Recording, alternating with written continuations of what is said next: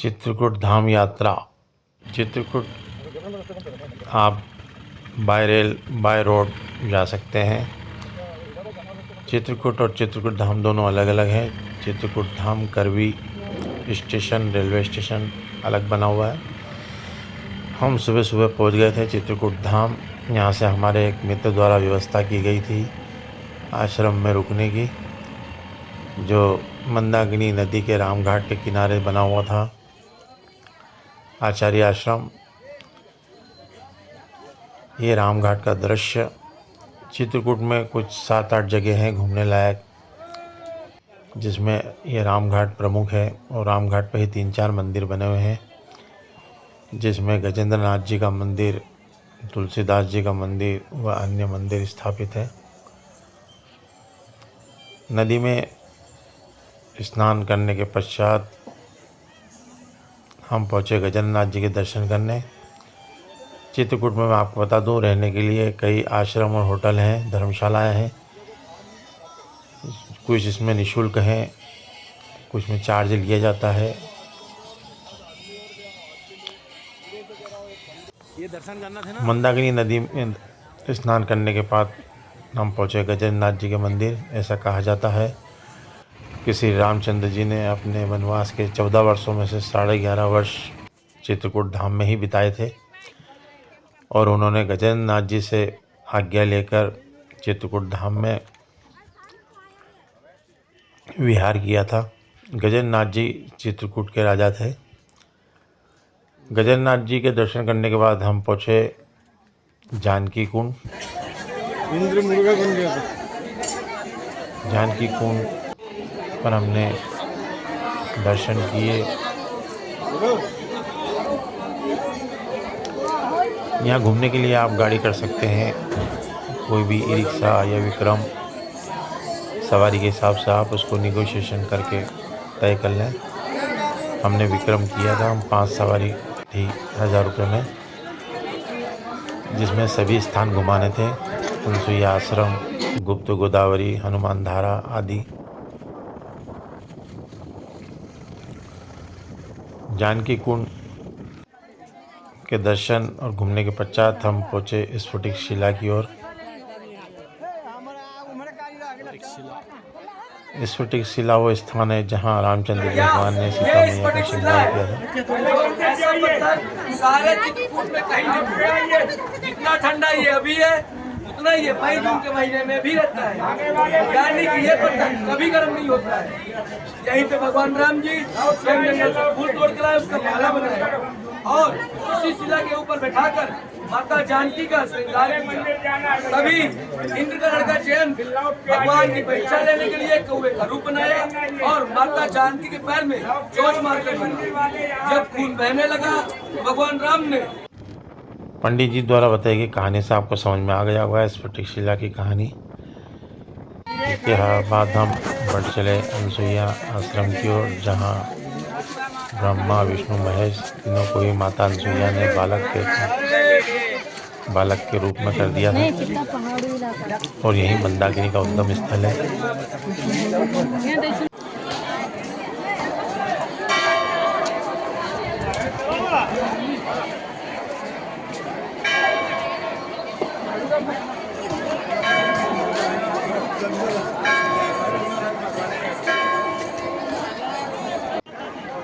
चित्रकूट में खाने पीने के इतने अच्छे रेस्टोरेंट या होटल नहीं है। इक्का दुक्का ही होटल है, थोड़े खाने पीने की दिक्कत आपको यहाँ हो सकती है। अगर आप चित्रकूट घूमना चाहते हैं तो 2 दिन सफिशिएंट है यहाँ घूमने के लिए। अनसुईया आश्रम के बाद हम पहुँचे गुप्त गोदावरी।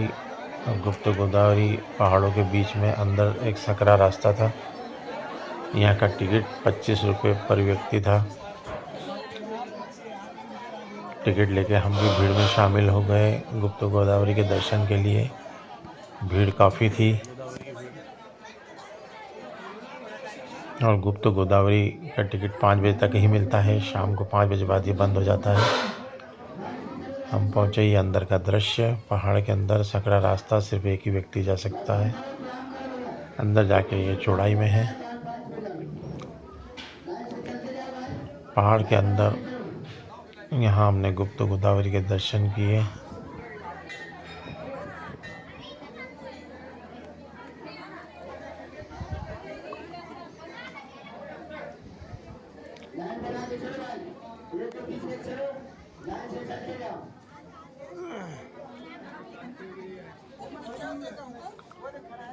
गुफा के अंदर ही राम लक्ष्मण जानकी माता की मूर्ति मंदिर स्थापित है।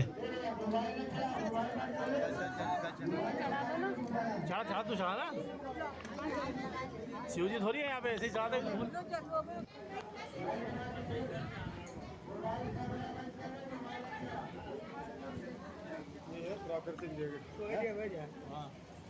पूरा गुफा बने।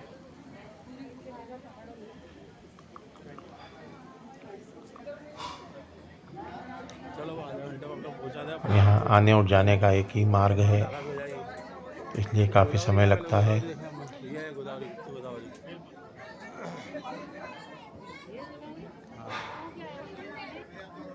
ये है गुप्त गोदावरी, यहाँ कुंड बना हुआ है जहाँ पहाड़ के अंदर से पानी निकलता रहता है निरंतर।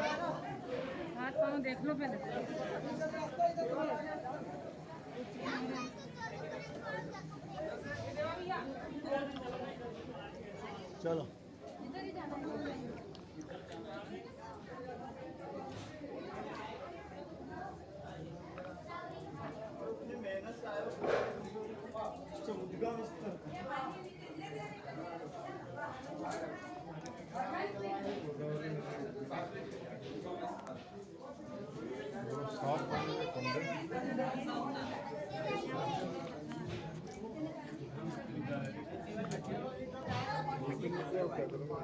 उधर पलट के आएंगे ना।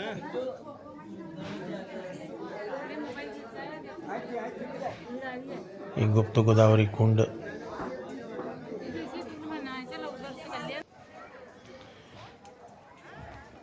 गुप्त गोदावरी के बाद हम पहुंचे कुबेर कुंड। चप्पल उतार दो। कुबेर कुंड की प्रदक्षिणा की जाती है। जो भी मन में मनोकामना हो, उस मनोकामना को लेकर आप कुबेर कुंड की परिक्रमा करते हैं। ऐसी मान्यता है कि आपकी मनोकामना पूर्ण होती है। चित्रकूट धाम की यही है कामनानाथ जी का मंदिर, ऐसा कहा जाता है। यहाँ भगवान राम आज भी विराजमान हैं, विराजित होते हैं। यहाँ परिक्रमा भी की जाती है। रात ज़्यादा हो चुकी थी, इसलिए हम हनुमान धारा नहीं जा पाए। हनुमान धारा में रोपवे बंद हो चुका था और काफ़ी भीड़ होने के कारण हम वहाँ नहीं गए। हम पहुँचे शाम को रामघाट का नज़ारा देखने, जहाँ ये रंग बिरंगी लाइट में रोशन होती नाव, और यहाँ हमने आरती का आनंद लिया।